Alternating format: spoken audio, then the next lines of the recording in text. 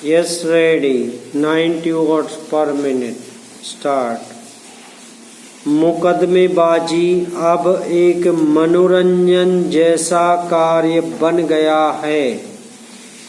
कभी कभी सिर्फ शौकिया तौर पर और कभी कभी कानून की गिरफ्त से बचने के लिए और कानूनी पाबंदियों के उल्लंघन के लिए अदालतों को सहारा लेना एक सुरक्षित साधन माना जाता है। पैरा।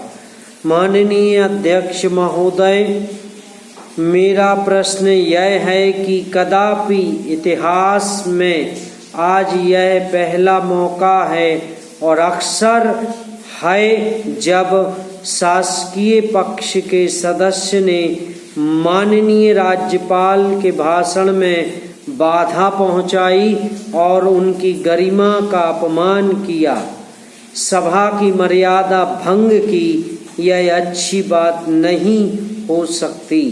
सभापति जी, इसलिए मेरा सुझाव है कि सदन के नेता को उनके खिलाफ प्रिविलेज का मोशन इस सदन में उपस्थित करना चाहिए। जो मंत्री ने कहा कि अब यह प्रश्न उपस्थित ही नहीं हो सकता। जिस वक्त घटना घटी थी जब हो सकता था और उसी समय यह प्रश्न उठाना चाहिए था। इसीलिए मैं आपकी बात का विरोध कर रहा हूँ। पैरा। मैं आपको बताना चाहता हूँ और आप भी जानते हैं कि अब कोई कार्यवाही नहीं हो सकती है, चूंकि विरोधी पक्ष के लोग अपनी मर्यादाओं को समझते हैं। यदि उस समय विपक्ष की तरफ से आवाज उठती तो अवश्य राज्यपाल महोदय का अपमान हुआ होता। अतः उस समय हमारा चुप रहना सबके लिए अच्छा था, लेकिन मैं मंत्री जी के इस कथन से असहमत हूँ। उस स्थिति में एक हंगामा और पैदा हो जाता जब हम आपत्ति करते। इसलिए इस परिस्थिति से बचने के लिए हमने मौन रहना पसंद किया और पहले से पहले अवसर पर जल्दी से जल्दी बोलने का मौका लिया, ताकि उस मुद्दे की तरफ आपका ध्यान आकर्षित किया जा सके।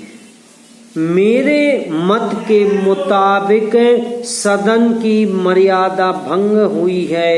इस कारण सदन के नेता का यह कर्तव्य बनता है कि वे इस संबंध में उचित और आवश्यक कार्रवाई करें, तो मुझे बड़ी प्रसन्नता होगी। पैरा। श्रीमान जी, अभी हाल ही में हमारे जो आदरणीय सदस्य द्वारा प्रश्न उठाकर मेरा ध्यान आकृष्ट किया है, उसके लिए मैं उन्हें धन्यवाद देता हूँ और आशा करता हूँ कि भविष्य में भी इस ओर ध्यान देने की कृपा करेंगे। पैरा। हमें अपने 10 मई के आदेश संख्या 110/2009 के संबंध में दुख के साथ लिखना पड़ता है कि उक्त आदेश को आप रद्द समझ लीजिए। उक्त आदेश पत्र को भेजने के दूसरे ही दिन हमारे शहर के प्रसिद्ध कपड़े के व्यापारी के एक साझेदार की अकाल मृत्यु हो जाने के कारण उन्हें अपना व्यवसाय सहायक